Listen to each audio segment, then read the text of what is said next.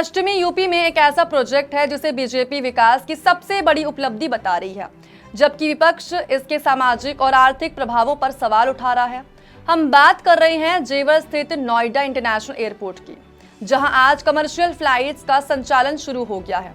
यहां पर खास बात तो ये रही है कि एयरपोर्ट की पहली उड़ान में वे किसान सफर कर रहे हैं जिन्होंने अपनी पुश्तैनी जमीन इस प्रोजेक्ट के लिए दी थी। अब ऐसे में सवाल ये भी उठ रहा है, क्या जेवर एयरपोर्ट साल 2027 के चुनाव में बीजेपी का सबसे बड़ा चुनावी हथियार बन सकता है? देखिए हमारी ये खास रिपोर्ट। नमस्कार, मेरा नाम साक्षी मिश्रा है और आप देख रहे हैं अनकोट मीडिया। कभी यहाँ दूर दूर तक फैले खेत दिखाई देते थे। सुबह की शुरुआत ट्रैक्टरों की आवाज से होती थी और किसानों की मेहनत इन जमीनों को सोना उगलने वाला बनाती थी।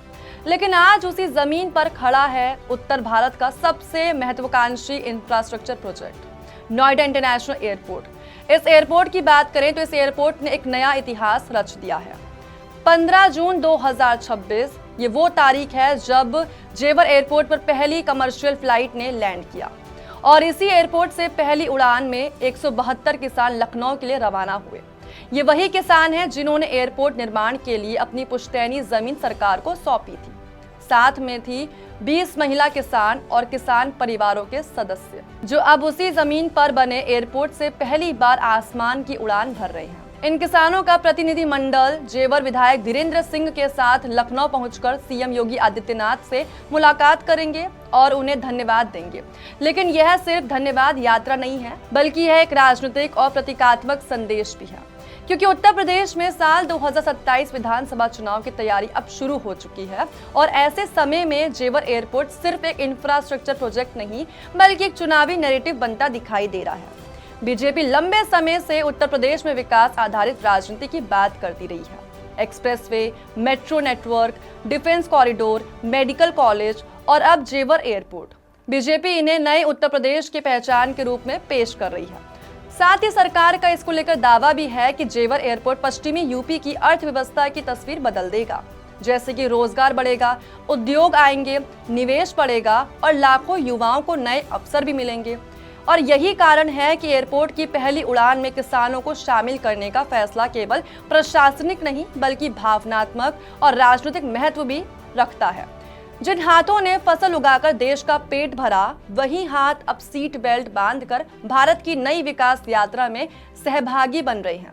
साथ ही नोएडा इंटरनेशनल एयरपोर्ट को उत्तर प्रदेश सरकार के सबसे बड़े ड्रीम प्रोजेक्ट्स में गिना जाता है। करीब 1334 हेक्टेयर क्षेत्र में फैला यह एयरपोर्ट पहले चरण में लगभग 11,200 करोड़ रुपए की लागत से विकसित किया गया है।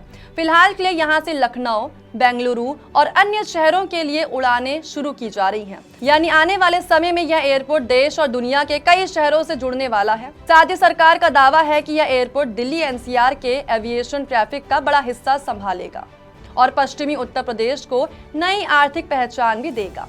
लेकिन राजनीति की बात की जाए तो राजनीति में हर दावे का दूसरा पक्ष भी होता है। जैसे कि विपक्ष का कहना है, विकास केवल बड़े प्रोजेक्ट से नहीं मापा जा सकता। सवाल ये भी उठ रहा है कि जिन किसानों ने जमीन दी, उन्हें स्थायी रूप से कितना फायदा मिला, कितने स्थानीय युवाओं को रोजगार मिला और क्या विकास का लाभ वास्तव में गांवों तक पहुंचा? यही मुद्दे आने वाले समय में चुनावी बहस का हिस्सा बन सकते हैं। हालांकि फिलहाल जो तस्वीरें सामने आई हैं वह बेहद प्रतीकात्मक है। कभी जिन खेतों में किसान खेती करते थे, आज उसी जमीन पर बने अंतर्राष्ट्रीय एयरपोर्ट से वे विमान में बैठकर उड़ान भर रहे हैं। यह जो नजारा है, यानी यह जो दृश्य है, विकास की राजनीति के लिए एक मजबूत विजुअल बन चुका है। कई राजनीतिक एक्सपर्टीज का कहना है कि पश्चिमी उत्तर प्रदेश की राजनीति में विकास का जो मुद्दा है वो साल 2027 के चुनाव में एक बहुत महत्वपूर्ण भूमिका निभा सकता है।